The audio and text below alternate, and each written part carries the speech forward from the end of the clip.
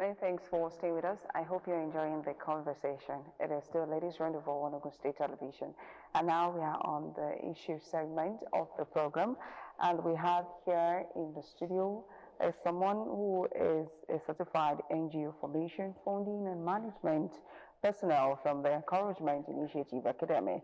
And she started her career with the Federal Civil Service since 2010, and she's also an entrepreneur par excellence, and she's the CEO of Merrick Events, and which is a global outfit. She's the founder of the foundation, which is also a corporate social responsibility arm of the Merrick Event, whereby various projects are being carried out. She's very passionate about individual towards the underprivileged, and her name is Princess Miriam Oluwafumilayo Okunsoya. And today we'll be discussing how women are at the heart of community development, how women's place can never be replaced when it comes to building a very strong community. Good morning to you, Princess. Good morning. Good morning, Good morning. Princess. Welcome. Good morning. It's so good to have you here again. So much. Thank you for having me again. You're welcome. So, Princess, we talk about building the community, the women at the heart of community and a stronger community. How important is it for women to be a part of a developing community and building a stronger community? Okay, thank you so much. Women being part of a strong community, if you look at the sense of being a woman, as a woman, the woman is the agent of production itself, a production of life. So when you look all over, a lot revolves around the woman. A woman is a life giver. A woman is likewise a life sustainer. Because a woman is the first teacher. She is the peacekeeper. She's the home keeper. Even in the society, a woman, if you look around, 60–70% women are the keepers of our society. So a woman is a core of the society. Interesting one. Very punchline there. Love it. I have this question. We always have this saying that goes like this: educate a girl, a woman, you educate the nation. Then my question goes thus, Ma. What is the role, or what can a woman that has little or no education contribute to the community development? Okay, for a woman that has little or no education to development of the community, let me start by saying that in this part of our world, our culture, our society, we have a very, very rich society. I'll still go back to a woman, a mother. If we look at the way we have been brought up, our culture, from different ethnicity, we are being taught a lot about life. A lot that even you cannot buy with money, you cannot buy with education. So irrespective of whether a woman is well educated, little or no educated, we naturally, even as a woman, God has created us naturally as carriers of knowledge, carriers of wisdom, carriers of creating so many means of opportunities. So whether a woman is fully educated, a little bit educated, or non-educated, a woman always contributes to society, both in a non-economical way and even likewise an economical way at various levels. Okay, so my question, actually, there's a lot of saga going on between woman and marriage. And marriage being that it affects the core of a woman's life as well. So there's this trend I've seen, so I'm talking presently, there's a trend online that where you see a married woman, well, she does this before and after. So before, she looks unkept, you know, she looks slim, she's not looking too good. And then when she's divorced, she's looking all beautiful and put together, trimmed down, you know, looking like life itself. Now, should we say that to some extent, not generally, to some extent, marriage somehow, you know, is an obstacle to the development of a woman, like the full development of a woman? Because if this woman was not 100% when she was in marriage. How come when she now got divorced, she's now up, she's presently like divorced and alone, but now she's getting herself back, she's putting in all the work, she's doing everything. Should we now say marriage is kind of putting some sort of obstacle to woman's development, like full bloom? How well? It's what you just mentioned right now. It's a very, very wild topic. But when you look at it in the sense, in the real sense of marriage, marriage is never a barrier to development of a woman. It now depends on what happens in that marriage, what happens in that home. Let me go to the Bible. Like the word of God says, he that finds a woman has found a good thing. And so definitely when the Bible says a good thing, that means a perfect creation, a wonderful being. So both definitely ought to come together, complement each other, make a home, make a better society. So when you now say, while she was in a marriage, she wasn't looking fine, she wasn't looking good, now that she's out, she's looking better. That's why I say it all depends on what was happening in that marriage. And as a woman, irrespective of what might be happening in your marriage, you should be able to take good care of yourself. Yes, at times in life, one could get so overwhelmed. If one is not careful, a woman, she may tend to lose herself. Like one of my mentors, she usually says, in marriage, you may live and you may die. So now it's now left to the individual to choose. What you now want to choose. Thank you. What do you want to choose? You want to choose life or you want to choose death? If it's fine, if it's getting overwhelming and it's getting out of hand, seek help. Seek help. Don't just keep to yourself. Speak out. Like they say, sorosoke. Yeah. Speak out. Seek for help. So don't let whatever is happening, the pressure, weigh you down and you say, marriage in itself is good. So marriage is never a barrier. So whatever is happening, seek help. Speak out. Yeah. Okay, so how do we handle cultural and societal pushbacks that are there for women? Because most women want to they want to be their 100%. They want to come out, they want to bloom. But there's this cultural pushback. Yes, we are lucky. We are here in the southern part of the country. What about women in the northern part? What about women in other countries that are not as exposed as we are? What about women that want to they want to be, but they can't because of the social and the cultural pushbacks? So how exactly can they contribute to community development? Well, what you just mentioned is it has been like that from time immemorial. Before our generation came up, before the last generation, even till the next generation, on and on, it has always been like that. But we just have to find a way to help them. There's no how. We are privileged here, down south, the east, mentioning of the north. That's why we have to keep coming up with campaigns, offline, online, do our own part, religious, non-religious. We have to keep up with more campaigns because there's no how. Let me give you an example. While I was a child, a teenager, I always felt it that I wanted to be more. I wanted to do this. I remember as a child, I used to have this, I would just be creating stories in my head, like, so by the time all these short stories, AI stories are now coming up now, I now realize that, I think probably I had somebody to mentor me then. Yeah. Somebody to tell me, maybe if I had somebody around, like they say now, a cool mommy, a cool aunt, and I was able to express what I was having in my head. I'm the cool aunt. Probably, I would have become a storyteller, a story writer, a short story writer by now. So what we need to go more in mentorship. Like at our foundation, we do a lot of that. Because when there's nobody to mentor a child, a girl, a woman, there are so many hidden potentials. Hidden in a woman.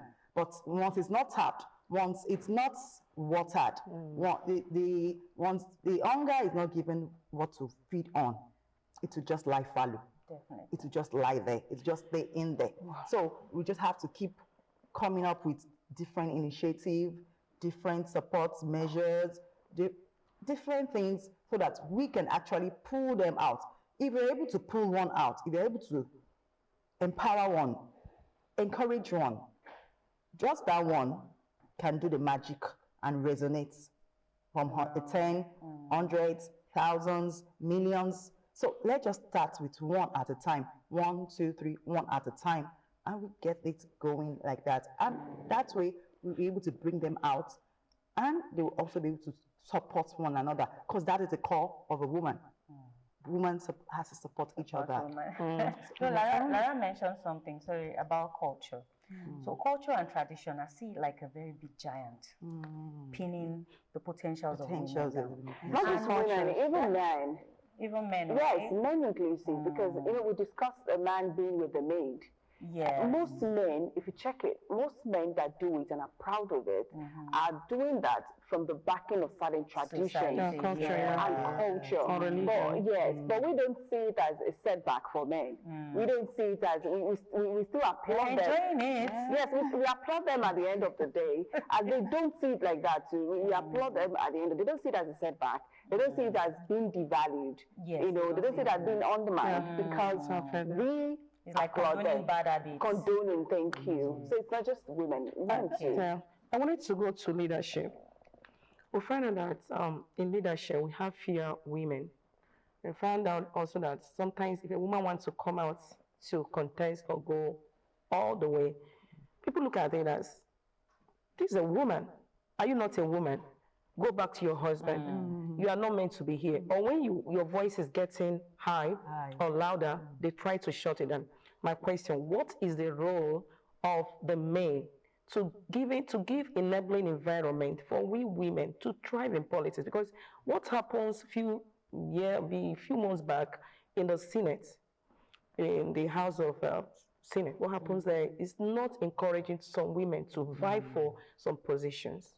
What is the role of the men? What is the role of the government to give us enabling environment to thrive out there in community development?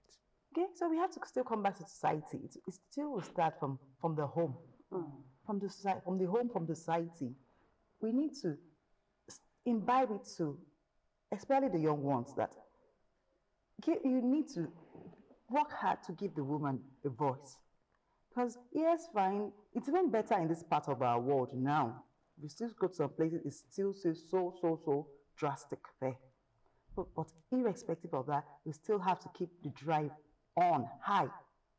Tell it to both the young and the old men that, see, this is how it has to be. You need to let women come out the more. Let our voice come up more. Because even the men alone know they can't do it alone. They still need us. They still need the female gender. So we still have to just keep proclaiming it to them. Say it out to them. Start from the home. Start from the community. Tell them you need to give the women voice more. Okay, then talking about still on this culture and tradition, pinning women down. I noticed that I feel like that there's not much that one can do when you come from a very strong traditional or cultural society. So I noticed a lot of migration because I studied some things years ago. I realized that a lot of women, let's use for example, which is actually even happening, from maybe the Asian countries or from the Middle East specifically, they migrate to the Western world.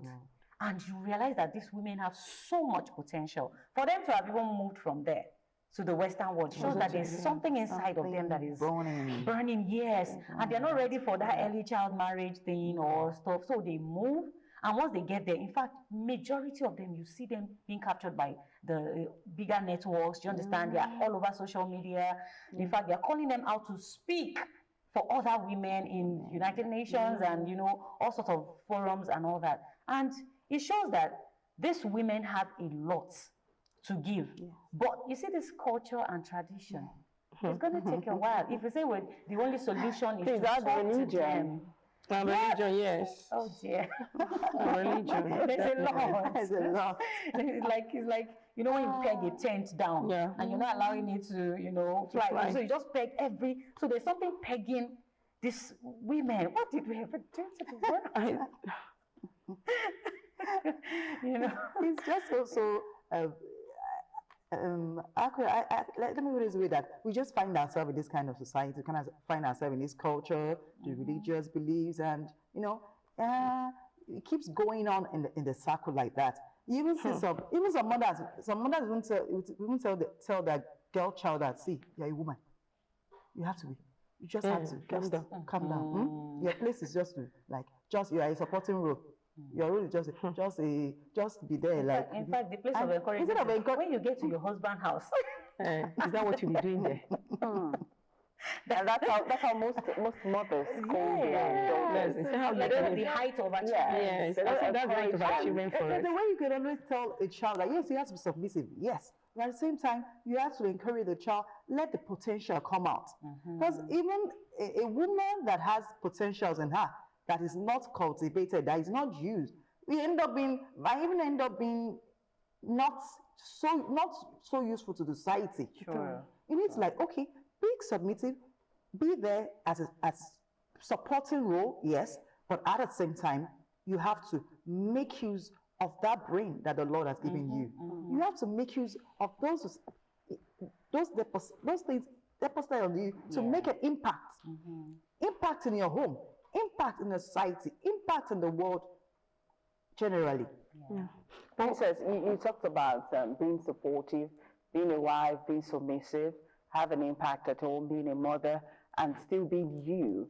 So how do you strike a balance in all of this without, letting go of yourself, and then or trying to be you, be the best version of you, and then failing as a mother or as a wife? How do you strike a balance in all of this as a woman? As a woman. Well, striking a balance, that is where we still have to come to women supporting women in various. Are we really supporting ourselves? That is where we have to, that is where we have to come there. In some societies, you see women forming cooperative, forming support groups.